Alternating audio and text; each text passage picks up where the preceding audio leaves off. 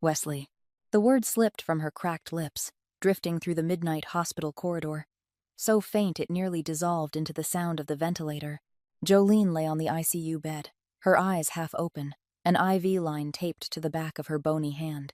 She tilted her head toward the doorway where her brother stood. Dr. Wesley Harris, surgeon, $10,000 suit. Hands that had held a scalpel to save hundreds of strangers, but had never once touched the scar on his sister's side. Garly. Jolene looked at him, her voice dry, slow, one word at a time. Did you ever wonder where the money came from? So you could wear that suit. So you could stand in that hospital. So you could become the name this family is so proud of? Wesley stood still, his jaw clenched. His eyes dropped to the floor, then up, then back down. He offered no answer, but his eyes betrayed the truth. He knew. He had always known. And this is the story he chose never to ask about, too. If this story touched you, hit like and share it so more people can hear it. Subscribe to our channel so you never miss the next story. 6 years ago, Chicago, the South Side neighborhood. The Harris kitchen held only a single fluorescent bulb on the ceiling, its pale yellow light settling over the worn wooden table. Jolene Harris, 21 years old, leaned back against the refrigerator, her arms folded across her chest, watching her mother seated at the head of the table. Ruth Harris sat upright, both hands resting on the tabletop like someone presiding over a meeting.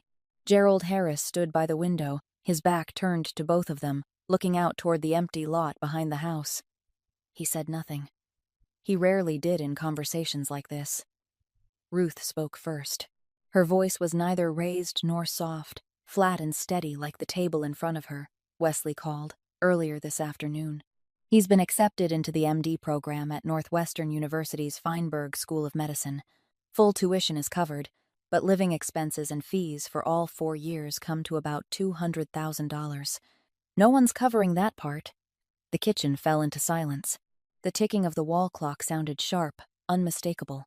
Jolene looked at her mother. 200,000. You're serious? Ruth met her gaze without blinking. Have I ever talked about money without being serious? But where would that come from, Mom? I work as a kitchen assistant. I can barely cover my own rent each month. Ruth placed her hands together on the table, fingers interlaced. You're the older sister. It's your responsibility to take care of your brother. I've carried this family for years. My back aches now. I can't stand for 2 hours straight anymore. My hands go numb every morning. I don't have the strength left. It's your turn, Jolene. Jolene turned toward her father. What about Dad? You're not going to say anything. Gerald remained with his back turned. His shoulders rose slightly. He spoke in a low voice, thin as paper. I went to the doctor last week. They said there's something wrong with my heart. I might need a stent. I don't know where the money would come from. Not for me. Not for your brother. He turned around, stepped to the table, and placed a medical report from a local clinic in front of Jolene. She picked it up. Her hands trembled slightly. She read the printed lines. Words like cardiovascular monitoring, recommended further evaluation, possible intervention. She set the paper back down. Gerald didn't look at his daughter. He turned back to the window. Ruth continued, her voice still even, without a trace of wavering. You see it now. Your father is sick. Your brother needs money. In this house, you're the only one still strong. You're the only one who can do something. I'm not asking whether you want to or not. I'm telling you the reality. Jolene opened her mouth to respond, but at that moment the phone on the table began to vibrate. Ruth glanced at the screen, then switched it to speaker. Wesley's voice came through, bright and full of energy. Mom, I just spoke with administration. They confirmed my spot. This is the best medical school in the Midwest, you know that. But I have to pay the first installment within 3 months. Otherwise, they'll give it to someone else. Just 3 months, Mom. Ruth didn't answer him. She looked straight at Jolene. You heard that. 3 months. Wesley kept talking on the other end, about opportunity, about the future, about training, about a top hospital. But Jolene no longer listened. She stared at her father's medical report on the table, then at her mother, then at Gerald's turned back. The kitchen dimmed as the fluorescent light flickered. Ruth ended the call. She added one more sentence, gently, as if speaking about tomorrow's groceries. Think about it. Just don't think too long. Jolene didn't reply. She pushed the kitchen door open and stepped out onto the back porch. She sat down on the wooden steps. Outside, night had already settled, and from the south side came the distant sound of trains moving through the dark. She sat still, arms wrapped around her knees, staring at the worn steps beneath her feet. Inside the kitchen, Ruth stood and began clearing the table.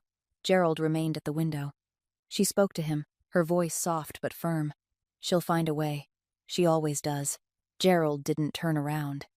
He gave only the slightest nod, as if he had agreed long before this conversation ever began. 2 months after that night in the kitchen, Jolene had tried everything a 21-year-old girl without a degree, without assets, could possibly think of. She went to the bank to ask for a loan, and the loan officer glanced at her file, then shook his head without much explanation. She took on a night shift at a laundromat 4 blocks from her rented room, working from 10 o'clock at night until 5 in the morning, then showing up at the restaurant kitchen again at 7. For 2 straight months, the total amount she managed to save did not reach $15,000. She stared at that number on her phone screen and did the math in her head. At this pace, she would need more than 2 years. Wesley only had 3 months. One evening after work, Jolene sat on her bed in her small rented room, scrolling through her contacts. She paused at Wesley's name. She wasn't planning to ask about money. She only wanted to hear her brother's voice. Wanted to know if he was all right. Wanted to remember why she was doing all of this. Wesley picked up after the 4th ring. His voice came fast, the background filled with noise. People talking, machines humming. "Is that you? I'm busy. My shift just started. Say it quick." Jolene spoke softly. "It's nothing. I just wanted to check on you." "Yeah, I'm fine." "Hey, did you send this month's money yet? There are a few payments due before the 15th. Jolene looked at the number in her account. $15,000. She had planned to keep some of it for next month's rent. "I sent it. Check again." "Yeah, all right. I've got to go. I'm really busy." The line went dead. Jolene set the phone down on the bed. She looked toward the window, the dirty glass reflecting her face back at her in the dark. He didn't ask if she was well. Didn't ask where she was. Didn't ask if she was tired. Only asked about the money. Jolene knew she shouldn't blame Wesley. He really was busy. He really was trying. But something inside her chest tightened for a brief moment, then faded, like a match flame blown out by the wind. The following week, Marcia called her out for lunch. Marcia was a former coworker from the first restaurant Jolene had worked at. A few years older, talkative, loud laughter. The kind of person who seemed to know everything happening in every corner. They sat at a cheap noodle shop near the train station. Jolene talked, not because she wanted to, but because she was too tired and needed to say it out loud to someone. She told her about Wesley, about the residency, about $200,000, about her father's heart condition, about her mother saying, "It's your turn." Marcia listened, stirring her iced tea for a long time without speaking. Then she set the spoon down and looked at Jolene. "I know a way to make a large amount of money. Fast. It's not dealing. Not anything illegal like you think." Jolene looked at her. "What way?" Marcia lowered her voice. "Kidney donation. Not an official public hospital program. This is a private hospital, real doctors, full equipment. The recipient is some big shot who needs it urgently. The pay is high because they need it quickly and discreetly. You're young, healthy, and have a common blood type. You qualify." Jolene put her fork down. "Are you out of your mind? You're telling me to cut a kidney out of my body." Marcia shrugged. "I'm just telling you there's a way. You've got 2 kidneys. You can live with one.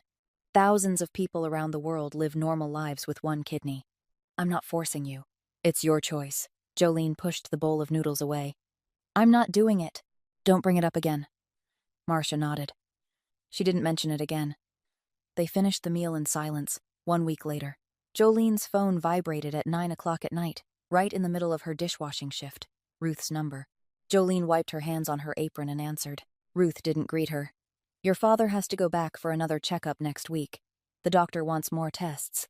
Have you found the money yet?" Jolene stood in the middle of the kitchen, soap still clinging to her arms. "I'm trying, Mom. Try faster." "Rhett! Time doesn't wait for anyone." Ruth hung up. Jolene stood still for a moment, the phone still in her hand. Around her, the clatter of dishes, running water, the chef shouting orders, but she heard none of it. She only heard Ruth's voice echoing in her mind. Time doesn't wait for anyone. That night, back in her room, Jolene sat on her bed, her arms wrapped around her knees. She stared at her phone. She scrolled to Marcia's number, paused, scrolled past, paused, moved on, then she pressed call. Marcia picked up after 2 rings. "What is it? It's late." Jolene spoke, her voice very soft, very slow, as if each word were a step she had to descend, with no way back. "Say it again." "Where is that place?" Marcia drove Jolene out to a private clinic in the western outskirts of Chicago, nearly an hour from downtown. The clinic sat inside a 2-story building with a glass front, its own parking lot, and a sign bearing the name of a specialized medical center Jolene had never heard before. Inside, there was a receptionist at the desk, the floors polished clean, the air conditioning humming softly, and the faint scent of disinfectant drifting through the air just like in any hospital she had ever visited. Everything looked legitimate. Everything looked ordinary. But Jolene knew that anything offering $200,000 for a kidney could never truly be ordinary. Marcia waited outside. Jolene was led into a small examination room in the back, where a man in his 50s wearing a white coat was already seated. He introduced himself as a doctor, gave only his first name, nothing more. He opened a file on the desk and explained in a steady tone, as if reciting the terms of a lease. "Your test results are excellent. Blood type compatible. Kidney function perfect. You are an ideal candidate for our patient. The surgery will take approximately 3 to 4 hours. Recovery will take 4 to 6 weeks. The payment will be transferred to the account you designate immediately after a successful procedure. $200,000. One full payment." Jolene swallowed. "Who is the recipient?" The doctor looked at her, his face unreadable. "We do not disclose patient information, and you should not ask. The less you know, the better for both sides." Jolene looked down at the file, at the pen resting beside it. She knew that once she picked it up, she would not be able to put it down again. She asked one more question. "After the surgery, will I be able to live normally?" Thousands of people around the world live healthy lives with one kidney. You will need regular checkups, maintain a proper diet, and avoid excessive physical strain. Beyond that, your life will not be different from before. Jolene nodded. She picked up the pen, signed her name. The night before the surgery, Jolene lay in a preparation room on the 2nd floor. A small room, 1 bed, 1 table, 1 window looking out over an empty parking lot. No one else was there but her. Marcia had left in the afternoon, promising to return once Jolene recovered. Jolene lay on her back, staring at the white ceiling, listening to the steady hum of the air conditioning.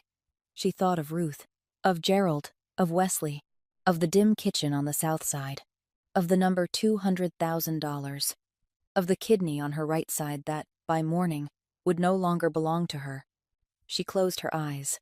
In her mind, a single sentence rose, just one, very short. She held it inside her chest, did not speak it, did not write it, let it remain there like something she carried with her into the operating room in place of flowers or a loved one's hand. Then she fell asleep. The next morning, the operating room lights burned bright and white. Jolene lay on the table, an intravenous line in the back of her hand, an anesthesia mask covering her nose and mouth. She heard a voice telling her to count backward from 10. She counted. 10, 9, 8, 7, and then there was nothing. When Jolene opened her eyes, the white ceiling was there again above her, but different. A recovery room, the light dimmer, and at her right side, an absence. Not a sharp pain, not a stabbing pain, but a hollow feeling, deep and cold, as if someone had opened a door inside her body and left it that way. She lay still, breathed slowly, feeling each breath pass through her right side, where now there was only stitching and gauze. For 4 weeks after that, Jolene remained in recovery, alone, no flowers on the table, no visitors. In the 2nd week, the incision became infected. She ran a high fever for 3 straight days, had to be given heavy antibiotics through an intravenous line. Nurses came and went, changed her dressings, checked her temperature, then left. No one asked who she was, where her family was, Whether she needed someone called. In the third week, the fever broke.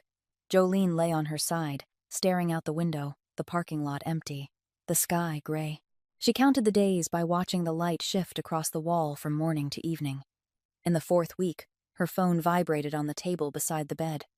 Jolene reached for it and turned on the screen. A message from Gerald. She read it. "The money has been transferred. You did well. I am proud." Jolene read it again, then once more. 7 words. "No, where are you? No, are you all right? No, I miss you." Just 7 words. And in those 7 words, the phrase "I am proud" was something Jolene had never heard Gerald say to her before. The first time. And the only time. Jolene turned the phone face down on the bed. She lay facing the wall. At her right side, the stitches still ached. But that ache was nothing compared to the ache somewhere else, a place no doctor could ever stitch closed. 6 years passed. Jolene Harris, 27 years old. She worked the night shift as a prep cook at an upscale restaurant belonging to the Donnelly Group on the north side of Chicago. Each evening, her shift began at 6 o'clock and ended at 2 in the morning. Her job was to prepare ingredients, assist the head chef, and clean up after service. The pay was not high, but it was enough for her to send almost all of it home each month, keeping just enough to cover rent and buy food to get by. Her health was no longer what it used to be. She was constantly tired. Not the kind of exhaustion that came from lack of sleep, but something deeper, something that lived inside her body, lingering, persistent, untouched by any medicine. At her right side, the old scar would ache from time to time, especially on nights when she stood too long or when the air turned cold. She never asked for time off. She never complained. She simply leaned against the wall for a moment when no one was looking, one hand pressed to her side, breathing through a few quiet breaths, then returned to work. One night, in the middle of the week, the restaurant was busier than usual. Jolene fell a step behind in preparing vegetables. The night shift manager, a middle-aged man with a flushed face, walked straight up to her in the middle of the kitchen. "Jolene, what the hell are you doing? Table 12 has been waiting 15 minutes. Do you think this is a charity kitchen? If you can't handle it, step aside and let someone else do it." The entire kitchen fell silent. No one looked at Jolene. She stood still, a paring knife in her hand, her eyes lowered to the cutting board. She didn't respond. She didn't explain. She simply turned back to her work, her hands trembling slightly but steady. No one in the kitchen knew that night. Pierce Donnelly was in the restaurant. Pierce Donnelly, 33 years old, the owner of the entire Donnelly Group, 5 high-end restaurants, 3 nightclubs, and other things no one spoke about out loud. In business circles, he was known as a successful young entrepreneur. In other circles, he was known as a man whose name people in Chicago did not say carelessly. That night he arrived unannounced, standing in the hallway between the dining room and the kitchen, watching through the glass door. He witnessed the manager scolding Jolene. He said nothing, did not step in, simply stood there, hands in his pockets, observing. The next day, the night shift manager was transferred to another branch in the outskirts. No explanation was given. No one dared to ask. Pierce began to notice Jolene from that night on, not because she was beautiful, not because she stood out, but because of the instinct of a man who had spent his entire life reading people. He recognized something unusual about this girl. She worked 16 hours a day without complaining of fatigue. She sent nearly all her salary home each month, yet her phone almost never rang. She had pain in her side. He saw her press her hand against it at least 3 times a night when she thought no one was watching, yet she never once asked for a day off. She worked like someone paying off a debt she never spoke of and perhaps would never finish paying. 2 weeks later, on a Saturday night, the head chef showed up drunk before the shift and left without saying a word. The kitchen fell into panic with a party of 20 already booked. Jolene set her knife down, wiped her hands, and stepped into the head chef's position. She reassigned tasks, calm, efficient, precise, as if she had done it her entire life. The food went out on time. No customer complained. Pierce sat in his office on the 2nd floor, watching the security camera feed directed straight into the kitchen. He watched Jolene move between stations, giving instructions, checking each dish before it was plated. He didn't praise her. He didn't call downstairs. He simply watched. The next day, The head chef was fired. Jolene was promoted to lead prep cook. A week later, Pierce called Jolene into his office. The room on the second floor, glass walls overlooking the dining area, a dark wooden desk, nothing on it except a cup of black coffee. Pierce sat behind the desk, did not stand when Jolene entered. He spoke briefly. "I'm moving you to the morning shift. Higher pay. 7 in the morning to 3 in the afternoon." Jolene stood in front of the desk, her arms resting at her sides. "Why?" "Because I need someone capable on the morning shift." "The morning shift isn't short on staff." Pierce looked at her. "The morning shift has extra hands. The night shift is short. I adjust staffing as needed. This is not a favor. This is not charity. And don't think so highly of yourself that I need to spend time explaining my reasons to a prep cook." Jolene looked at him. He looked back. Neither spoke further. After a moment, Jolene nodded. "All right, I'll take it." She turned and walked out. Pierce watched her leave, then turned his attention back to the security monitor on his desk. In his mind, a quiet question began to form, one he did not yet have an answer to. What was this girl running from? Wesley Harris was now a senior surgical resident at one of the largest hospitals in Chicago. A high salary, a strong reputation, a wide-open future. He bought Gerald and Ruth a house in the northern suburbs, a quiet neighborhood with a green lawn out front and a 2-car garage. He got engaged to Tanya Price, a young attorney working at a major law firm downtown. Tanya was intelligent, ambitious, always impeccably dressed, the kind of person who knew exactly what she wanted in life. The Harris family was different now. Gerald no longer worried about money. Ruth no longer complained about her aching back or numb hands. Everything was good. Everything was better. All because of Wesley. No one mentioned Jolene. One Thursday afternoon, Jolene's phone vibrated in the pocket of her apron while she was finishing cleanup at the end of her shift. Ruth's number. Jolene stared at the screen for a moment before answering. Ruth rarely called, and when she did, there was always a reason. Ruth spoke, her voice warmer than usual. "Jolene, come home. We miss you. Wesley wants to see you too. Come back this weekend." Jolene stood in the middle of the kitchen, one hand holding the phone, the other still gripping a cleaning cloth. "We miss you." Those 4 words echoed in her mind, soft and warm. She couldn't remember the last time Ruth had said anything like that. "I'll come home, Mom." Jolene asked for 2 days off over the weekend. She caught the late-night bus from the north side to the northern suburbs, a long, quiet hour staring through the window at the city lights. In her small room, she opened her closet and chose the nicest outfit she owned. A white shirt she had bought on sale the year before, and a pair of jeans, clean, unfaded, still intact. She ironed them carefully, folded them neatly, placed them into her backpack. She even borrowed a little perfume from a coworker, spraying a light touch onto her collar. On the bus, she sat by the window, watching the streetlights slip backward into the night. She imagined stepping into the house. Ruth would embrace her, Gerald would smile, Wesley would pull out a chair for her to sit beside him. The family would share a meal together. It had been a long time since she had eaten with them. The next morning, she arrived. The new house of Gerald and Ruth was larger than she expected. In the front yard, cars were lined up, not 1 or 2, but dozens. The front door stood open, inside filled with people, music, laughter, the clinking of glasses. Jolene stood outside the gate, her backpack on her shoulder, her white shirt slightly wrinkled after the long bus journey. She looked inside and understood. This was not a family meal. This was an engagement party for Wesley and Tanya. She stepped in. No one looked at her. No one greeted her. The guests were doctors, lawyers, Tanya's friends, Wesley's colleagues, people in tailored suits and evening dresses, holding wine glasses and talking about real estate, about travel, about cars.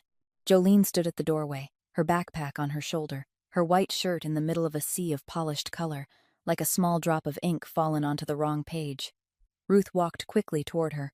She did not hug her. She handed Jolene an apron, a white cloth apron with ties at the back. "Go into the kitchen and help me. There are too many guests, not enough hands. Don't go out into the living room and disturb them." Jolene held the apron. She glanced past Ruth's shoulder, out into the living room. Wesley stood in the center beside Tanya, smiling brightly, his arm around his fiancée. Gerald stood nearby, shaking hands with each guest, chest lifted, pride written across his face. No one looked toward the kitchen door. No one knew she had just arrived. Jolene put on the apron and walked into the kitchen. In the middle of the party, Jolene had to step out into the living room to bring in more plates from the cabinet in the hallway. She moved quickly, head lowered, trying not to meet anyone's eyes. But Tanya Price saw her. Tanya was standing beside a group of lawyer friends, a glass of wine in her hand, and her gaze settled on Jolene just as she passed by. The wrinkled white shirt, the cloth apron, the worn sneakers in a room filled with high heels and polished leather shoes. Tanya set her glass down, pulled Wesley aside into a corner, her voice low but sharp. "Who is that woman? Why is she walking through the living room? She looks like a servant, Wesley. People are staring. I'm embarrassed." Wesley glanced toward Jolene's retreating figure. He drew in a breath, then said quietly, "I'll talk to her." Wesley Harris stepped into the kitchen. Jolene was arranging plates on the counter, her back to the door. He stood near the doorway and spoke in a low voice, meant only for her. "Stay in the kitchen. Don't come out into the living room again." Jolene turned around. She looked at her brother. Wesley wore a dark blue suit, a crisp white shirt, a silver tie, his hair neatly styled. A surgeon, the host of the party. The man everyone in the living room was raising their glasses to. And he was standing at the kitchen door, telling his sister not to step outside. Jolene spoke, her voice even, neither loud nor soft. "Are you asking me to leave my own family's party?" Wesley did not answer. He stood there for a second, then turned and walked out. The kitchen door closed behind him. The music and laughter outside drifted in, then softened. Jolene turned back to the plates. Her hands remained steady, her face unchanged. But inside her chest, something had just snapped, so quietly she could not be sure it had been real. About an hour later, Wesley came into the kitchen to get water. The kitchen was nearly empty by then. Only Jolene remained, cleaning up at the end of the night. She leaned against the wall beside the sink, one hand pressed to her right side, her eyes half closed. Her face was paler than usual, her skin slightly swollen, especially around her eyes and cheeks. Her breathing was shallow and quick. Wesley stood a few steps away, a glass in his hand. He looked at her. The instinct of a doctor within him, something carved into him over 6 years of training, recognized it immediately. Pale skin, mild swelling, shallow breathing. That was not exhaustion from work. Those were signs of declining kidney function. He stood there, watching his sister. 2 seconds, 3 seconds, 4 seconds. Long enough for a surgeon to decide whether to ask another question. Long enough for him to realize he was standing before a small choice that would change everything. He turned away, filled his glass, walked out of the kitchen, without saying a word. Jolene opened her eyes when she heard his footsteps fade. She looked at the kitchen door as it closed. She did not know what Wesley had seen. She only knew he had stood there, and then he had walked away. The party ended close to 11 o'clock that night. Guests left in small groups, engines starting outside, laughter echoing and fading into the distance. Jolene finished cleaning the kitchen, washed the last stack of dishes, wiped the counters clean. She stood in the quiet kitchen, looking through the doorway into the living room. Wesley sat on the sofa, his arm around Tanya, both of them laughing, talking with a few close friends who had stayed late. Gerald Harris stood nearby, a glass of wine in his hand. Satisfaction settled across his face. Jolene watched that scene. She was not angry. She realized she had not felt anger in a very long time. What she felt was not anger. It was exhaustion. A kind of exhaustion no sleep could cure. The exhaustion of loving people who had never once asked if she was tired. She removed her apron, folded it neatly, placed it on the kitchen counter.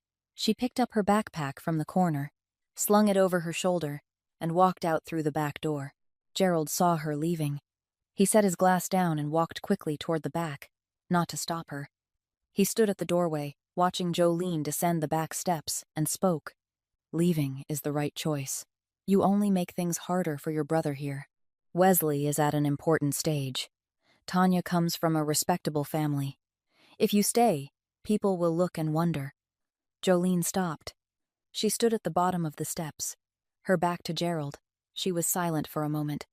Then she turned around, looked straight at her father. "Dad, I want to ask you one thing, just one." Gerald looked at his daughter, his hands hanging at his sides. Jolene spoke, slowly, each word clear. steady, unshaking. Since the day I started sending money home. 6 years. Have you ever asked me even once, just once, if I was okay? Gerald stood still, his mouth parted slightly, as if he wanted to speak, but no words came. Henry. He stood in the doorway, the yellow light from inside the house casting behind him, and he did not answer. Jolene gave a small nod, as if that silence was the answer she had known all along, but needed to hear one time, in that exact silence, just to be sure. She turned away, walked on, out of the yard, out through the gate, along the empty suburban street near midnight. The night was dry and cold. Her breath rose in thin white clouds beneath the streetlights. She walked to the bus stop 3 blocks away, sat down on the cold metal bench. The last night bus back to downtown Chicago would arrive in 40 minutes. Jolene sat still, her backpack resting on her lap, both hands gripping the straps. She did not cry. She had not cried in a very long time. She simply sat there, looking at the empty road ahead, and waited. Jolene returned to her rented room at nearly 3 o'clock in the morning. She locked the door, set her backpack on the floor, and lay down on the bed without changing her clothes. She lay still, eyes open, staring at the ceiling until the light outside the window shifted from black to gray. Then she closed her eyes. Slept. She slept through the entire day, without eating, without drinking, without checking her phone. Her body curled in on itself like a rope twisted too tight, and finally let go. The next day, Jolene opened her eyes at 6 in the morning. She lay there for a moment. Then she sat up. She walked into the bathroom and splashed her face with cold water. She washed her white shirt and hung it on the line by the window. She put on the only other set of clothes she had, tied her hair back neatly, and stepped out of the room. She didn't call anyone. She didn't wait for anyone to call. She walked along West Madison, stopping at every restaurant, diner, and coffee shop with a hiring sign taped to the glass. At the first place, the manager looked her up and down, asked a few questions, then shook his head. "We need someone who can carry trays weighing 20 pounds. You don't look strong enough." At the second place, the owner spoke bluntly. "What's wrong with you? You look so pale. Customers would be uncomfortable." At the third place, they took her application and said they would call. Jolene knew they wouldn't. The fourth place was a small eatery in Pilsen. A cramped kitchen, dim lighting, grease clinging to the walls. The owner was an older woman, gray-haired, hands rough from years of work. She looked at Jolene, didn't ask much. "Can you wash dishes?" Jolene nodded. "Night shift. 9 at night to 5 in the morning. Minimum wage. Start tonight." Jolene nodded again. That night, she went to work, washing dishes in a kitchen smaller than her rented room, hot water running over her hands, stacks of plates rising higher than her head. Her right side ached, but she didn't stop. She kept washing until the last plate was spotless, then walked back to her room near dawn. On the third day, Jolene sat on the floor of her room, leaning against the bed, eating instant noodles from a plastic bowl. She had just come back from her night shift, her hair still carrying the faint smell of dish soap, her hands slightly red from soaking in hot water for 8 hours. She was winding noodles around her fork when there was a knock at the door. Jolene set the bowl down, opened the door. A man in his mid-30s stood outside, square jaw, broad shoulders, wearing a black leather jacket. Nico. He looked at her, gave a slight nod, then stepped aside. Behind him, Pierce Donnelly stepped forward. Pierce Donnelly stood at the doorway of Jolene's rented room, hands in his pockets, looking inside. The room was small. A single bed, a pressed wood wardrobe, one window, old tile floor, a bowl of instant noodles still steaming on the ground. Pierce glanced at the bowl, then at Jolene and said, "You're eating instant noodles on the floor of a $200 a month room while my kitchen is short-staffed. Does that make sense to you?" Jolene stood in the doorway, her hand still on the knob. "I've already found another job." Pierce looked at her. "Where?" Jolene didn't answer. Pierce gave a small nod. "A place that pays you less than I do, with a worse kitchen than mine, and you still choose it. Do you enjoy making things harder on yourself?" Jolene looked straight into his eyes. She wasn't angry. She wasn't afraid. She was simply tired, and in front of her stood a man no one in Chicago dared to look at directly, asking her why she wouldn't come back to work for him. There was something in his question that she had not heard in any words from her family in 6 years. Not pity, not concern, but a simple acknowledgement that she had value, that his kitchen didn't run as well without her, that she mattered to something, even if that something was only a restaurant kitchen. Jolene looked down at the bowl of noodles on the floor, then back at Pierce. "I'll come back tomorrow." Pierce nodded, said nothing more. He turned and walked away. Nico followed. Their footsteps faded down the hallway. Jolene closed the door, sat down on the floor, picked up the bowl, finished eating. The noodles had gone cold, but she ate every last drop. The next morning, she showed up at the kitchen of the Donnelly Group at 7 o'clock. She put on her apron, began working. No one asked where she had been for the past 3 days. No one needed to. 3 weeks after Jolene returned to the restaurant, everything slipped back into its old rhythm. She started her shift at 7 in the morning, finished at 3 in the afternoon, worked steadily without complaint, without asking for time off. But Pierce Donnelly noticed things others did not. She paused more often than before. She leaned against the counter whenever she thought no one was looking, and at her right side, she pressed her hand there more and more, no longer occasionally but almost every hour. One Wednesday afternoon, in the middle of the lunch rush, Jolene was carrying a stack of plates from the sink to the prep counter. She made it halfway across the kitchen, then stopped. The stack tilted in her hands, then slipped. The crash of porcelain shattering across the tile floor rang out at the same moment. Voices in the kitchen shouted. Jolene collapsed, her eyes closed, her body falling onto her side, one hand still clutching her right side. The sous chef rushed over, calling her name, tapping her cheek. Jolene did not respond. Someone called for an ambulance, but before it arrived, Pierce was already in the kitchen. He did not know who had called him, perhaps Nico, perhaps the shift manager, but he was there, standing over Jolene as she lay on the kitchen floor among the broken pieces of plates. He spoke briefly. "Don't call an ambulance. Put her in my car. I have a private doctor." Nico drove. Pierce sat in the back seat, Jolene lying on her side, her head resting against the door. She regained consciousness halfway through the drive, her eyes opening faintly, seeing Pierce beside her. She tried to say something, but he only said, "Stay still. No need to explain." Pierce's private doctor worked at a clinic in Lincoln Park, the kind of place without a name on the sign, the kind that only accepted patients by referral. Jolene was taken in, given blood tests, an ultrasound, a full examination. The results came back after 4 hours. The doctor called Pierce into a private room and closed the door. "She has only one kidney. The right one was removed. The surgical scar is at least 5 or 6 years old. The remaining left kidney is severely weakened, filtration function down below 40%. The primary cause is lack of proper medical monitoring and post-operative care over a long period. If this continues, she will need dialysis within a few months." Pierce sat still. He looked at the test results on the table. 1 kidney, 6 years, no medical care. That girl had been working in his restaurant kitchen for 2 years with a kidney slowly failing, and she had told no one. Pierce stepped out of the clinic, got into the car. Nico sat in the front seat, waiting. Pierce spoke. "Find everything on Jolene Harris. Medical records, work history, especially the period 6 years ago. She lost a kidney somewhere, and I want to know where." It took Nico 2 weeks. He used connections that only someone working for Pierce Donnelly would have, the kind that existed somewhere between legal and not. He traced Jolene's employment history and found a 6-week gap 6 years earlier, with no records at all. From that gap, Nico dug into sealed Federal Bureau of Investigation files connected to an illegal medical trafficking ring that had been shut down 3 years before.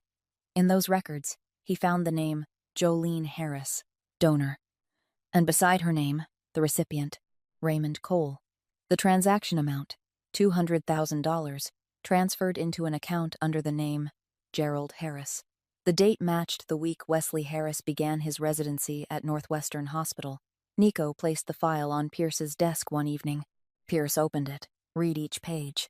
Slowly, in silence. When he finished, he closed the file, leaned back in his chair, and stared at the ceiling of his office. After a long while, he called Nico in. "Find Raymond Cole for me." Pierce knew Raymond Cole. Anyone in Chicago's business circles knew him, the owner of Cole Hospitality, 6 5-star hotels stretching from Chicago to Miami. a legitimate business partner of Pierce in the restaurant world, a 65-year-old man in a wheelchair who had survived end-stage kidney failure 6 years earlier thanks to an emergency transplant. Raymond Cole was known for saying to anyone who would listen, "I owe my life to someone. I don't know who they are, but I owe them everything." Pierce picked up his phone, called Raymond, waited through 3 rings. Raymond answered. "Pierce." "What is it?" Pierce spoke, his voice even, without emotion, as if reading a line from a newspaper. "I found the person who saved your life." On the other end of the line, there was a long silence. 2 days after the test results came in, Pierce Donnelly called Jolene into his office on the 2nd floor. Jolene stepped in, still wearing her apron, flour dust clinging to her hands. She stood in front of the desk, looking at Pierce seated behind it, and waited. Pierce didn't circle around the matter.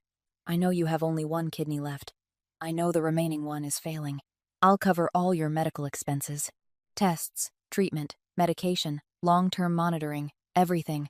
You don't need to worry." Jolene stood still for a moment. She looked at him, then down at her flour-covered hands. Then she spoke. "No." Pierce tilted his head slightly. "No.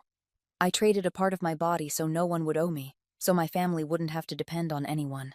So my brother could study without looking back. I did that because I chose to, and I don't want anyone giving anything back to me. I don't want to repeat that cycle with you. Today you give me money. Tomorrow I owe you. I don't want to owe anyone anymore. If you want to help, let me work. Pay me fairly. Don't give me money." Pierce sat still.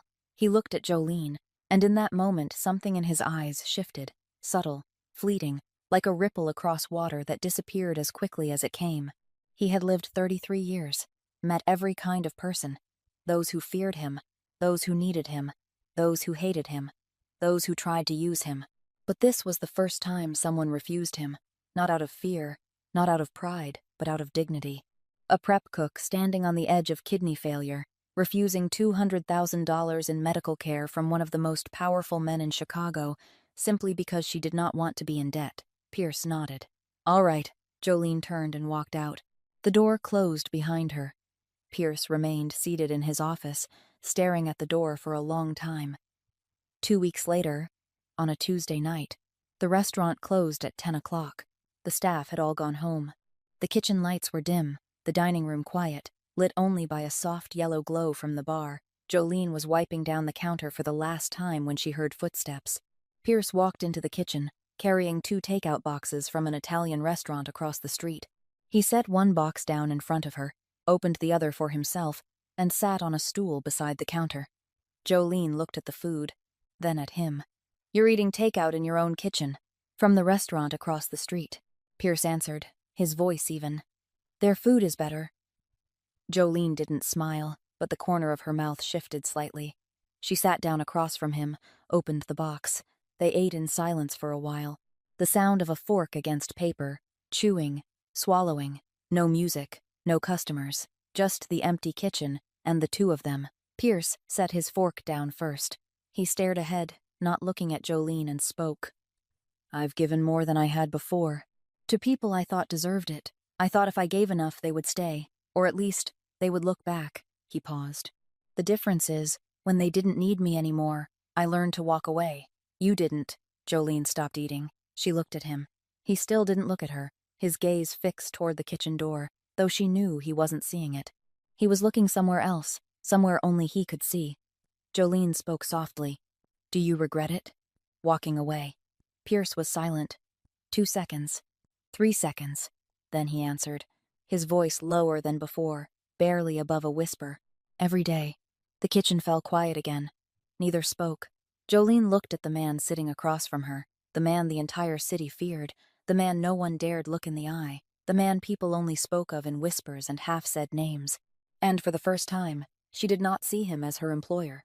Not as the man who had come to her rented room, not as someone powerful. She saw him as someone carrying a scar, too. Only his was not on his skin.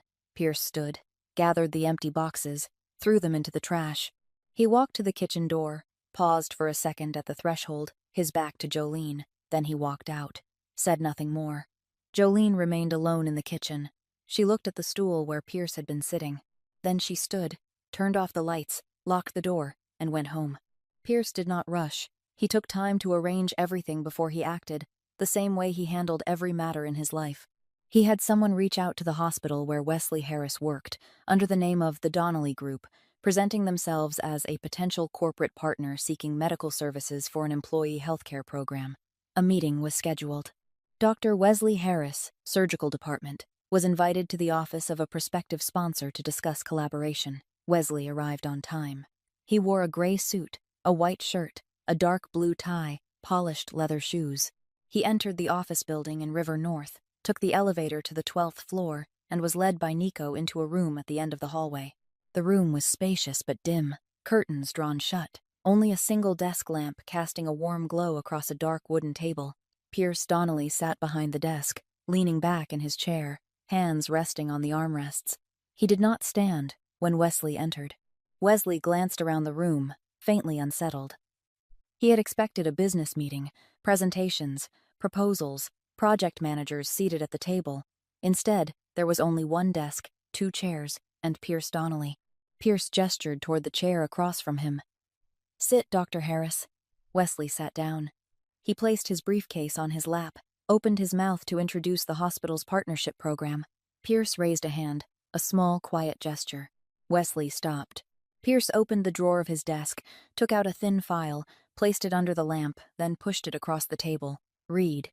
Wesley looked down. The first page was a copy of a transaction record from an illegal medical trafficking ring dismantled 3 years earlier by the Federal Bureau of Investigation. It was written clearly. Donor, Jolene Harris. Recipient, Raymond Cole. Transaction amount, $200,000. Receiving account, under the name Gerald Harris. Date of transaction. Wesley read the date. Then he stopped. His eyes did not move from that line, because he knew that date. He remembered it. It was the week he began his residency at Northwestern Hospital, the week he received confirmation that the payment had been completed, the week he called home and told his mother everything was settled, that he was starting. The color drained from Wesley's face. He did not turn the page. Pierce spoke, his voice even, neither raised nor lowered, as if he were reading a weather report. "Look at the date on that paper. Then, look at the date you started your residency. The match is exact. $200,000 transferred into your father's account the moment you needed to pay. You never once wondered where that money came from." Wesley did not answer. His jaw tightened, his hand rested on the file, fingers curling slightly. Pierce continued, the same tone, the same rhythm, unchanging. "You are a surgeon. You were trained to see what others cannot. You saw your sister at your engagement party. You saw she had lost weight, pale skin, swelling in her face, her hand pressed to her side, shallow breathing. You are a doctor. You know what those signs mean. You truly did not recognize it." He paused for a moment. "Or you did, and chose to look away." The room fell silent. The desk lamp cast their shadows against the wall. Wesley sat motionless, his eyes still fixed on the file. After a long, long moment, he spoke. His voice was low, rough, no longer the confident voice of a surgeon standing before a room of colleagues. "I didn't know for certain. I suspected, but I didn't ask." Pierce looked at him. "Why?" Wesley lifted his head. His eyes were red, and the next words came out, as if they had been locked inside his chest for 6 years, sealed away, only now forced open. "Because if I asked, I would have had to stop. Stop the program, stop my career, stop everything, and I didn't want to stop." The room went quiet again. Pierce did not nod, did not shake his head. His expression did not change. He simply looked at Wesley with the eyes of someone who had heard every excuse in a lifetime and knew that the most honest answer was often the ugliest one. Pierce stood, slowly. He buttoned his suit jacket, one button at a time, without hurry. Then he spoke, still in that same even voice, without a trace of emotion. "You are a doctor. You swore to heal, to save lives. So, let me ask you one question. In the language of your own profession, if you were the patient, and your doctor knew you were sick but chose not to tell you, what would you call that?" Pierce walked past Wesley, toward the door. He opened it, stepped into the hallway, and closed it behind him. Gently, not slammed, just closed, as if he had ended an ordinary conversation. Inside the dim room, Wesley Harris sat alone. The file remained open on the table before him. The desk lamp still cast its soft yellow light over the words, "Donor, Jolene Harris."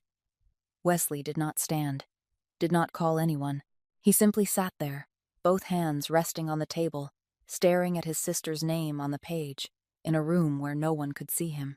1 week before Wesley's wedding, on a Sunday afternoon, Gerald and Ruth were sitting in the living room of the suburban house that Wesley had bought for them. Gerald was watching the news on television. Ruth sat beside him, flipping through a magazine. The doorbell rang. Gerald opened the door and saw 2 men standing outside. One of them he recognized, Nico, the broad-shouldered man in a black leather jacket he had briefly noticed at the engagement party. Nico was pushing a wheelchair, and seated in it was an older man with silver hair, wearing a light gray suit, his face thin but his eyes sharp and alert. Gerald did not know who this man was. Nico spoke briefly. "Mr. Cole would like to speak with Mr. and Mrs. Harris," in private. Gerald looked at the man in the wheelchair, then at Nico. He opened the door wider. Nico pushed the wheelchair into the living room. Ruth looked up from her magazine, her expression shifting to surprise at the unfamiliar guest. Nico stepped back outside, closed the door, and waited there. Raymond Cole looked at Gerald, then at Ruth. He spoke slowly, clearly, each word deliberate. "My name is Raymond Cole. You may not know me, but I know you. And I know your daughter." Ruth set the magazine down.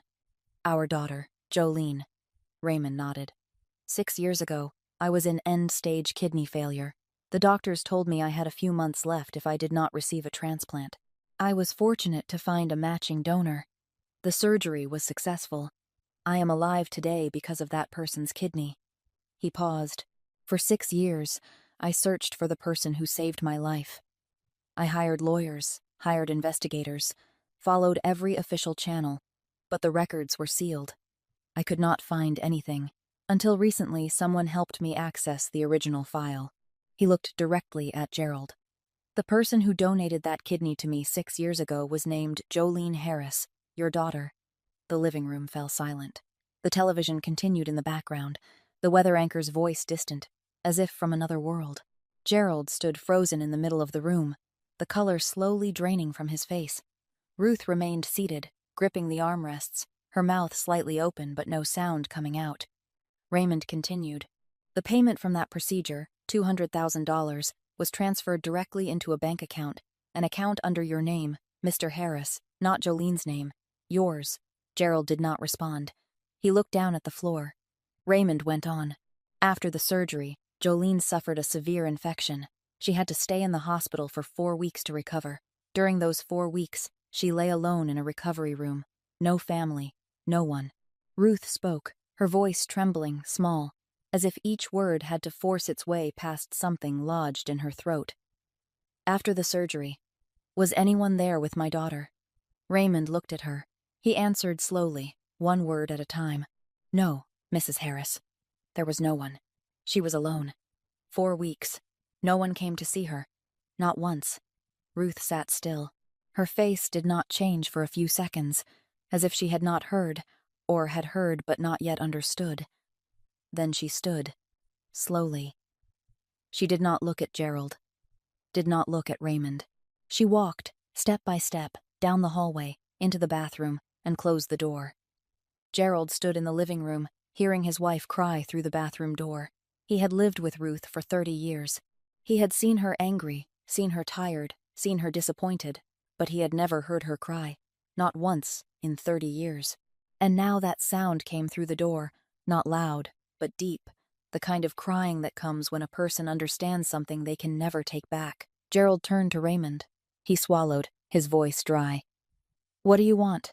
Raymond looked at him, without anger, without contempt, only the calm of a man who had lived long enough to know that judging others was not his place. "I do not want anything, Mr. Harris. I did not come here to demand money, to file a lawsuit, or to teach you a lesson. I only wanted you to know the truth. And I wanted to see what you would do with it." Gerald stood still. Raymond was not finished. "There is one more thing. Before coming here, I had someone review your medical records. Mr. Harris, you never needed a stent. You never had any serious heart condition. You had common high blood pressure, the kind millions of Americans live with every day without surgery. You exaggerated your illness. And your daughter believed you. Gerald did not argue. He did not say you are mistaken. He did not say I had my reasons. He simply stood there, shoulders slumped, arms hanging at his sides, staring at the carpet, like a man who had just been stripped of the last layer covering him and now stood exposed in his own home. Nico opened the door, stepped in, and pushed Raymond's wheelchair out. The door closed. Gerald remained alone in the living room. Ruth's crying still echoed from the bathroom, quieter now but unbroken. That night, Gerald and Ruth sat across from each other at the dining table. No one cooked. No one turned on the kitchen lights. Only the faint light from the living room spilled in. Ruth's eyes were swollen, her hands wrapped around a glass of water, staring into nothing. Gerald sat with his head lowered. Ruth spoke, her voice hoarse. Wesley's wedding is next week. Gerald lifted his head. Ruth continued. If we tell the truth now, everything will collapse. Wesley will fall apart. Tanya will leave. Everything Wesley has built will be gone. Gerald looked at his wife. He understood what she was saying, and he understood what he would do. Just as he had for 30 years, he would follow Ruth.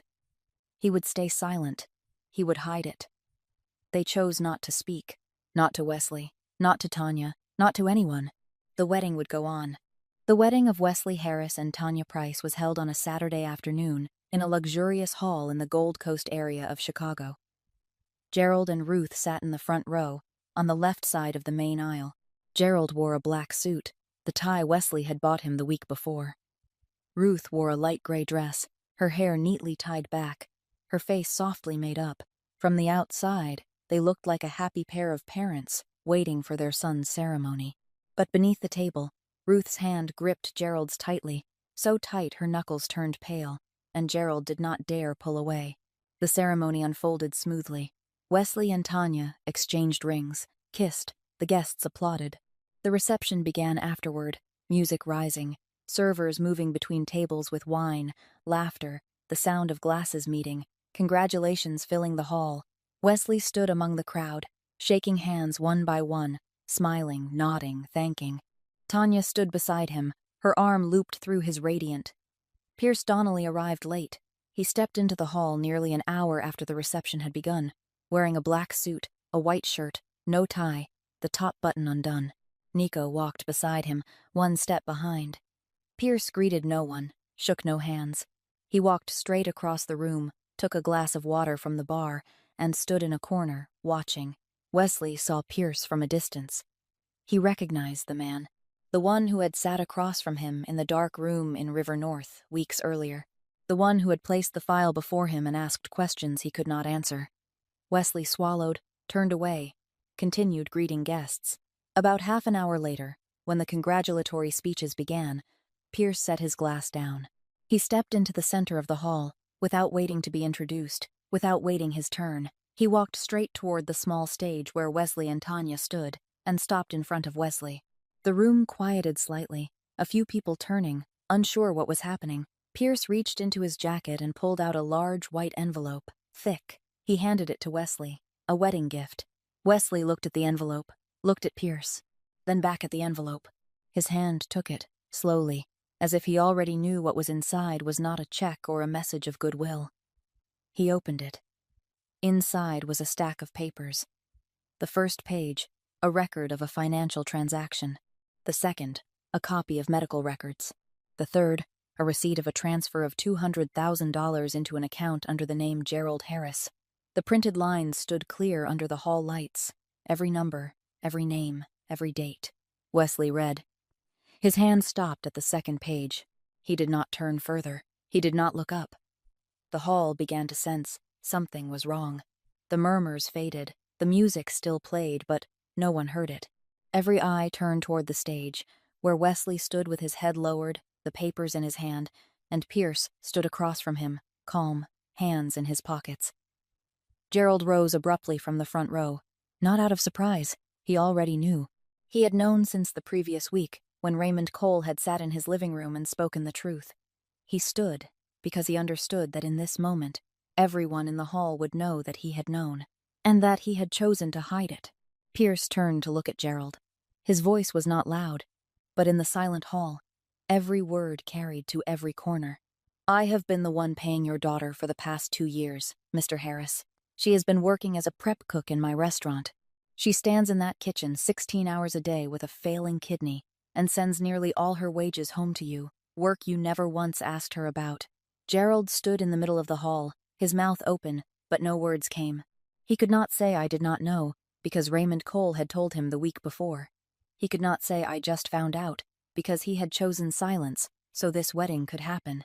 He stood there, beneath hundreds of eyes, with nothing to say. Pierce turned back to Wesley. You have opened that envelope. You have read your sister's name on those pages. Now you decide whether you deserve the suit you are wearing. Pierce stepped down from the stage, calm, unhurried. He walked past Gerald without looking, past Ruth without stopping. He walked out of the hall, Nico following behind, and the two disappeared into the corridor. The hall fell silent. Not the silence before a speech, but the silence when a room full of people realizes at once that they are witnessing something that cannot be undone. Ruth sat in the front row, tears running down her face but making no sound. She cried like someone afraid that even the sound of her grief would make everything worse. Her hand still gripped the armrest where Gerald had been sitting, now empty. Gerald stood in the aisle, between 2 rows of seats, between hundreds of people watching him. He wanted to say something. He wanted to explain, to justify, to say he did not know, that he did not mean it, that things were not as they seemed. But he had known, and he had hidden it.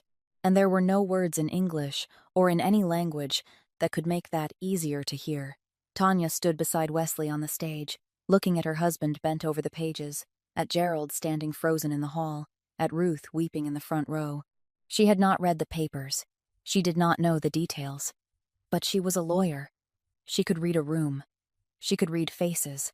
And she understood that the family she had just married into less than 2 hours ago was not the family she had believed it to be.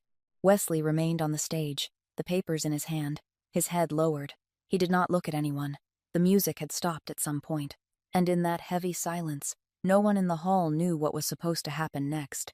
That same night, while the wedding hall still stood frozen in silence, Jolene lay on the floor of her rented room in the north side of Chicago. She had felt the pain since the afternoon, beginning as a familiar dull ache in her right side, then spreading, deepening, like a hand tightening from within. She thought she only needed to lie down and rest. She was used to pain. She had lived with pain for 6 years. But this time was different. This time the pain did not stop. It climbed from her side into her back, down into her lower abdomen, and Jolene began to lose her breath. She tried to push herself up to reach her phone, but her legs would not respond. She collapsed onto the floor, her face against the cold tile, and everything slowly faded to black. The one who found Jolene was the landlady, a woman who lived downstairs, who heard something fall above her. She knocked on the door. No answer. She used her spare key to open it and found Jolene unconscious on the floor. She called an ambulance. Jolene was taken to the emergency room of the nearest hospital. The night shift doctor ran blood tests, an ultrasound, checked her kidney function. The results came back after 2 hours. The right kidney, the only one Jolene had left, had completely failed. Its filtration function was nearly gone. Her body was filling with toxins, her organs beginning to suffer. The doctor immediately placed her on emergency dialysis and transferred her to the intensive care unit. Nico was the first to receive the news. He had someone watching Jolene under Pierce's orders, and when the landlady called for help, Nico knew within 10 minutes. He called Pierce Donnelly. Pierce arrived at the hospital before Jolene was even brought up to the ICU. The next morning, the attending physician met Pierce outside the ICU. The doctor explained the situation. Jolene's only kidney had stopped functioning. She was alive through dialysis, but that was only temporary. She needed a transplant. There were 2 options. The first, to register on the National Transplant Waiting List. The average waiting time was 3 to 5 years. The second, to find a living donor with matching blood and tissue, the fastest method and with the highest success rate. Pierce asked. How much time does she have without a transplant? The doctor looked at him. With ongoing dialysis, a few months, possibly less if her body does not respond well. She is already very weak. Pierce nodded. He stepped into the hallway and called Nico. Call the Harris family. All of them. Gerald and Ruth arrived at the hospital that afternoon. They were still shaken from the night before. Gerald was still wearing his wedding suit, not yet changed. Ruth's eyes were swollen, her hair uncombed. They stood outside the ICU, looking through the glass, seeing Jolene lying in bed, tubes running along her arms, the dialysis machine humming beside her, and neither of them could speak. The doctor explained the situation to the family. A living kidney donor was needed, preferably someone with direct blood relation for the highest compatibility. Gerald volunteered for testing immediately. The results came back after a few hours. He was not eligible. His blood pressure was too high, a chronic condition for many years, and his kidney function had already declined with age. The doctor said he could not donate without risking his own life. Ruth was tested next. She was also not eligible. She had lived with type 2 diabetes for more than 10 years, her kidney function already compromised. The doctor removed her from the list of potential donors. The doctor looked at Gerald and Ruth. Is there anyone else in the family with direct blood relation to the patient? Gerald and Ruth looked at each other. They both knew the answer. In the Harris family, there was only one person left with direct blood relation to Jolene. One who was young, healthy, without underlying illness. A surgeon who understood better than anyone what this operation meant. Wesley Harris. Wesley arrived at the hospital that afternoon. He was still wearing the white shirt from the wedding, sleeves rolled up, tie removed, dark circles under his eyes from not sleeping the night before. He stood outside the intensive care unit, looking through the glass. Inside, Jolene lay on the bed, eyes closed, an oxygen mask covering her nose and mouth, the dialysis machine humming steadily beside her, intravenous lines running into her thin arm. She looked smaller than he remembered, smaller even than the woman standing in the kitchen at the engagement party a few weeks ago, as if her body were folding in on itself little by little, losing something each day. Tanya stood beside him. She had changed, wearing a long coat, her hair tied back neatly, her face without makeup. She stood quietly next to Wesley for a long time, looking into the intensive care unit, then spoke. Her voice soft but clear, the voice of someone who always knew exactly what she wanted to say. You just married me yesterday, not even 24 hours. You have a career, you have a position at the hospital, you have a future. If you donate a kidney, you will have to stop performing surgery for at least a few months, maybe longer, maybe forever. The hospital will not keep a surgeon who cannot operate. You understand that better than I do. Wesley did not answer. He kept looking through the glass, watching Jolene's chest rise and fall with the rhythm of the machine. Tanya continued, I am not telling you not to do it. I just want you to understand the cost. You will lose your career. You will lose your position. You will lose everything you have built over the past 6 years. Wesley remained silent. Tanya watched him for a moment longer, then stepped back, leaning against the hallway wall, folding her arms across her chest. She said nothing more. She waited. Wesley stood alone in front of the glass door of the intensive care unit. The hospital corridor was quiet, filled only with the distant hum of machines from patient rooms, the sound of nurses' shoes against the tile floor, the overhead announcements calling doctors to lower levels. He looked down at his hands. The hands that had held a scalpel thousands of times. The hands that had opened chests, connected blood vessels, stitched wounds for people he had never met before and might never meet again. Hands he was proud of, that the hospital was proud of, that Gerald and Ruth were proud of. Hands that had saved hundreds of strangers. And not once, not a single time, had those hands touched the scar at his sister's side to ask what happened to her. The phone in Wesley's pocket vibrated. He took it out, an unknown number. He answered. Pierce Donnelly's voice came through, calm, even, without emotion, as always. Dr. Harris, I am not calling to force you. I am not calling to threaten you. I am calling because I think you need to hear something that no one there will say to you. Wesley stood still, the phone pressed to his ear. Pierce continued. 6 years ago, your sister lay on an operating table in a clinic outside the system in the suburbs of Chicago. She was 21 years old. She signed consent to donate her kidney to a stranger for $200,000 to send home to your family. The night before the surgery, she lay alone in the preparation room. She did not call anyone. She did not ask anyone to come. She did not write a letter, did not send a message, did not tell anyone that she was afraid. She simply signed the paper and closed her eyes, because she did not need anyone's permission to love you. Pierce paused. Wesley could hear his own breathing through the phone. Pierce continued, still in that same tone, but slower now, as if each word were being placed deliberately. The question now is not whether you have enough courage, not whether you are afraid of losing your career. The question is this: do you need anyone's permission to love your sister? The line went silent. Then the call ended. Wesley lowered the phone. He stood in the middle of the hallway, one hand holding the phone, the other hanging at his side. To his right, the glass door of the intensive care unit, Jolene lying still inside, the dialysis machine counting each beat. To his left, Tanya, leaning against the wall, watching him, waiting. Between the two of them, Wesley stood alone. He looked at his hands again. The hands that had saved hundreds of people. The hands that were about to lose the ability to hold a scalpel. The hands he had used his entire life to build a name, to prove his worth, to become Dr. Wesley Harris, the man his family was proud of. And now, those hands had only one thing left to do. One thing no hospital would record, no one would award, no one would applaud, but the only thing that truly mattered. Wesley put the phone back into his pocket.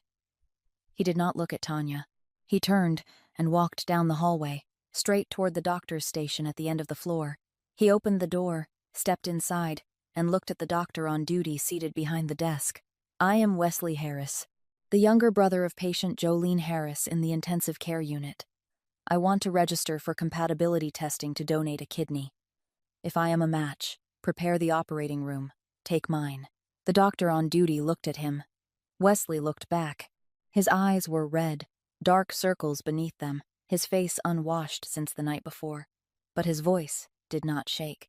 For the first time in many years, Wesley Harris knew exactly what he was doing, and why. Outside in the hallway, Tanya still leaned against the wall. She watched Wesley walk into the doctor's room. She heard his final words echo out before the door closed. She stood still, her arms folded tighter across her chest. She did not follow him. She did not call him back. She simply stood there, in the stark white hospital corridor, and understood that her marriage, not even 24 hours old, had just changed forever. The results of Wesley's compatibility tests came back after 12 hours. A match. Blood type aligned. Tissue compatibility high. His kidney function perfect. The doctors confirmed that Wesley was eligible to donate a kidney to Jolene. The surgery was scheduled for the next morning.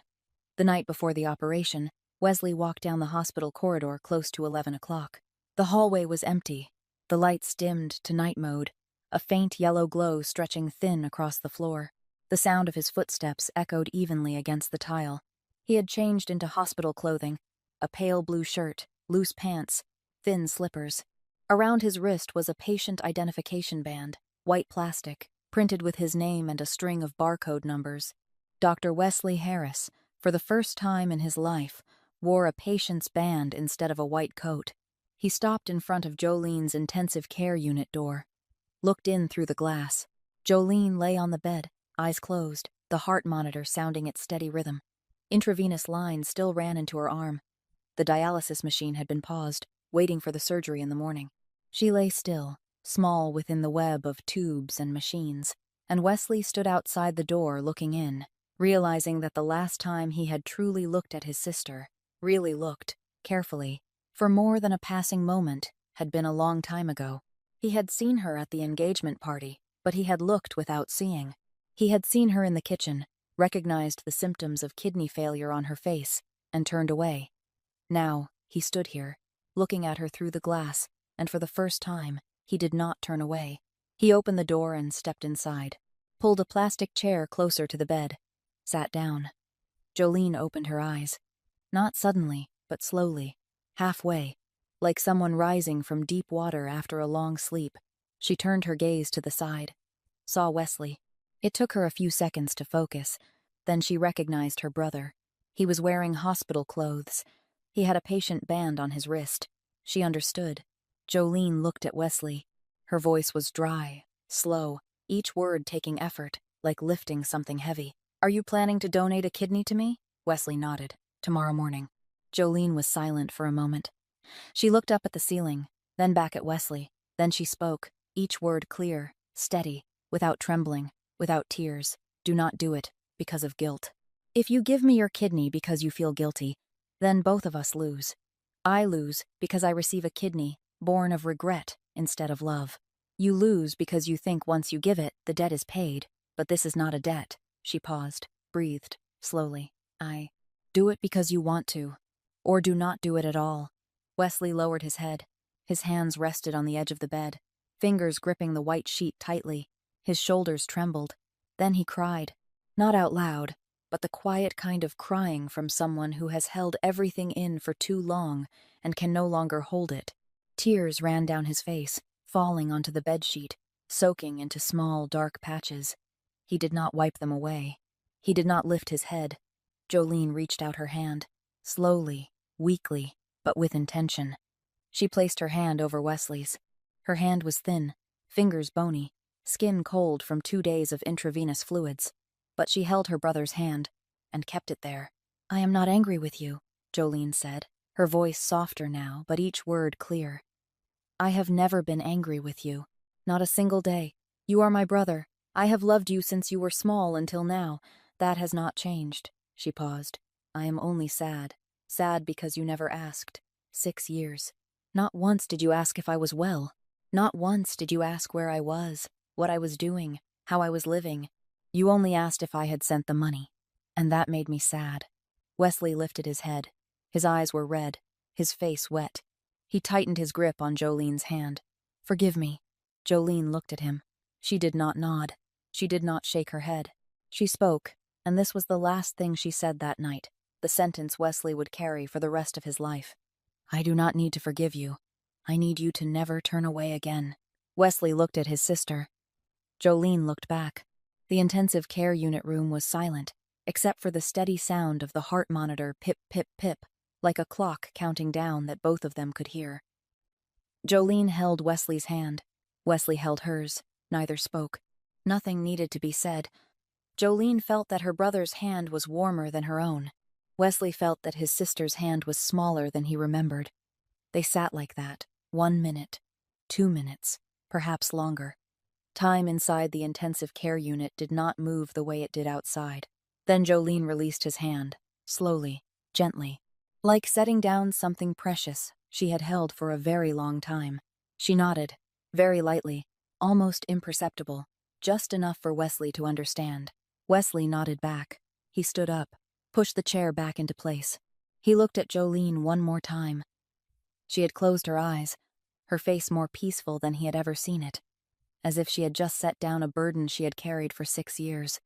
Wesley walked to the door. He did not turn back. But this time, he did not turn back, not because he was running away, but because he was moving forward, toward the operating room, toward the first decision in his life that he made, not for his career, not for his name, not for Gerald or Ruth or Tanya or anyone else, but for Jolene, for his sister. The intensive care unit door closed behind Wesley.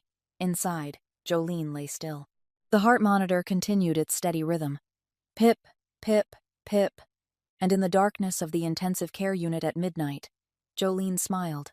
Very faintly, very briefly. Then she slept. The surgery lasted nearly 5 hours. The surgical team removed Wesley's left kidney and transplanted it into Jolene. The operation was successful. Both of them were moved to recovery rooms, 2 rooms next to each other on the same floor, separated by a thin wall. Wesley woke up the following afternoon.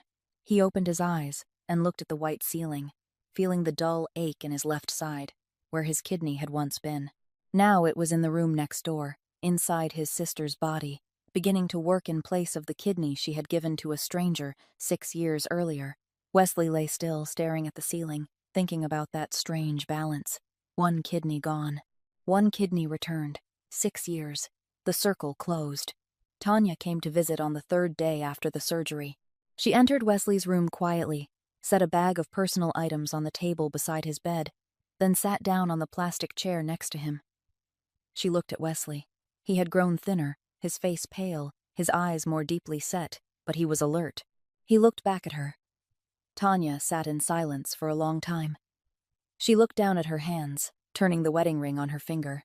Then she spoke, her voice soft, calm, without trembling, without tears. I will stay until you are fully recovered. I will handle the insurance paperwork, the hospital procedures, everything that needs to be done. I am your wife, and I will do my part. She paused. But after you are discharged, I will leave. Wesley looked at Tanya. Why? Tanya lifted her gaze. Her eyes were not red, not swollen. She had already cried before coming here. Because I loved a man. That man was the best surgeon in his department, with a brilliant future, with a clear plan for the next 10 years. That man stood in a suit before hundreds of people and spoke about his dreams. I loved that man. I married that man. She looked directly at Wesley. That man is gone. You have chosen a different path, and I respect that choice. I truly respect it. But I am not strong enough to walk that new path with you. I am not strong enough to love the man you are becoming. That is my limit, and I know that limit. Wesley lay still. He looked at Tanya, the woman he had married less than a week ago. He was not angry. He did not beg. He did not say, do not go, or I will change, or any of the things people usually say in moments like this, because he understood. Tanya was not a bad person. She was not a betrayer. She was an honest person. Perhaps more honest than most people he knew. She said plainly that she had limits, and she did not pretend to overcome them. In a family where everyone pretended, that honesty felt almost like a gift. Wesley spoke, his voice hoarse from the surgery, but steady. I understand. Tanya nodded. She stood up, pushed the chair back into place. She looked at Wesley one more time, then walked to the door. She did not remove her ring. She did not place it on the table. She did not turn back. She simply walked away, the soft sound of her heels against the hospital floor fading, then gone. Wesley remained alone. He looked up at the white ceiling. His left side throbbed where the incision lay. On the table beside him was the bag Tanya had brought. On his finger, the wedding ring remained. He did not take it off. On the other side of the wall, in the room next door, Jolene also lay still. She had woken that morning, the doctors saying the new kidney had begun to function, her numbers slowly improving. She lay on her side, facing the wall that separated the two rooms. She did not hear the conversation between Wesley and Tanya.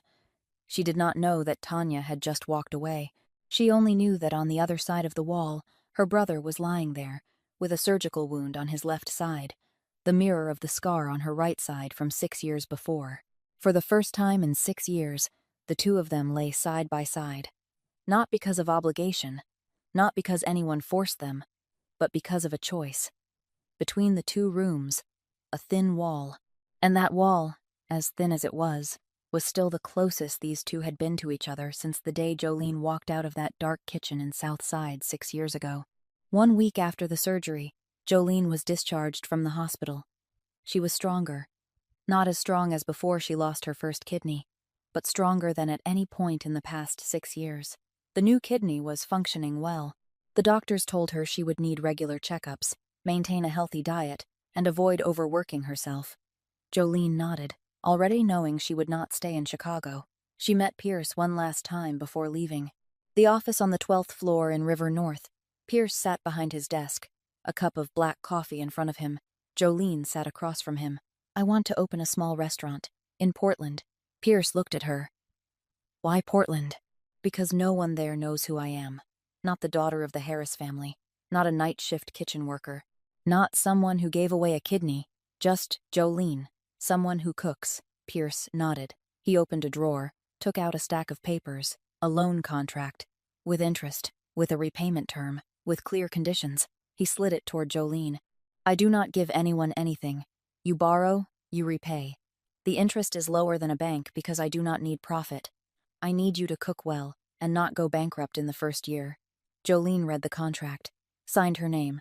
This time, when she held the pen, her hand did not tremble. Jolene moved to Portland in the fall. She rented a small space in the Alberta area, renovated the kitchen, set up tables and chairs, hung a chalkboard menu. On opening day, she stood in front of the restaurant alone and took a photo. No family, no friends, just her, a new apron, and the door she had just opened. She hung that photo on the wall inside, and beneath the chalkboard menu, she wrote a small line in white chalk. A line she had told herself 6 years ago, the night before the surgery, in the preparation room of that suburban clinic outside Chicago. The line read, "Cooking for people is a way of loving them without needing to hear thank you." Gerald began writing letters to Jolene from the first week she left Chicago. Handwritten letters on white paper, shaky script, blue ink. He did not apologize. He did not explain. He only wrote small things. The first letter. "Today I cooked a meal myself. Burned the bottom of the pot. I finally understand how hard it is to cook even one meal." The fifth letter. "Today I walked to the park. Saw a girl selling food by the street. I stood there watching for a long time." The ninth letter. "Today I went for a checkup. My blood pressure is still high. This time, I did not lie." Jolene read each letter, did not reply. Placed them in a drawer beside the kitchen. In the 14th letter, Gerald wrote, "I am not asking you to forgive me.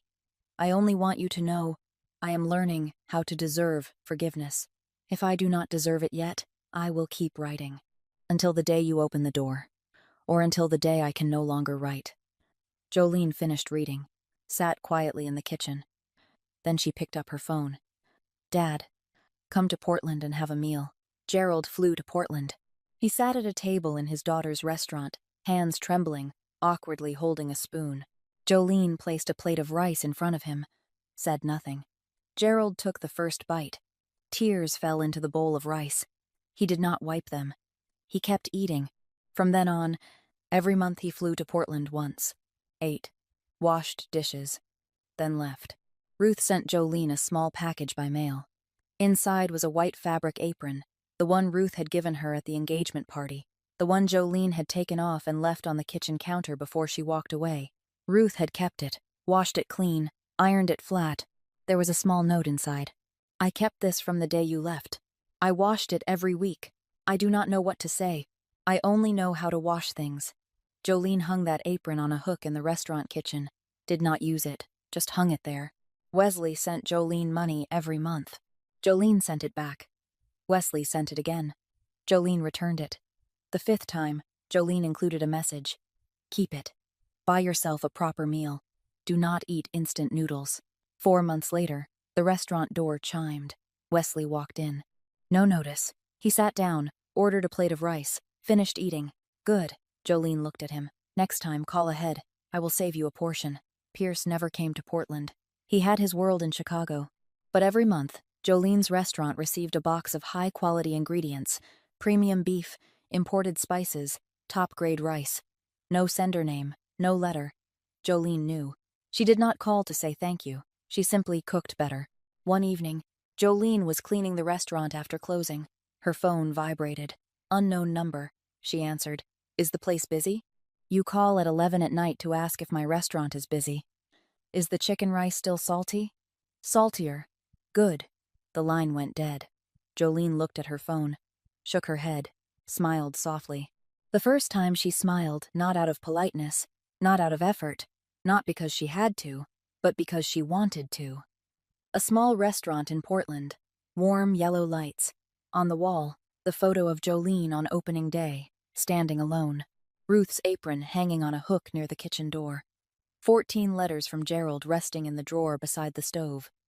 A box of unnamed ingredients delivered that morning, sitting on the counter. Jolene turned off the lights, locked the door, stepped outside. Portland was cold, but she was not. If this story touched you, please press like and share, so more people can hear it.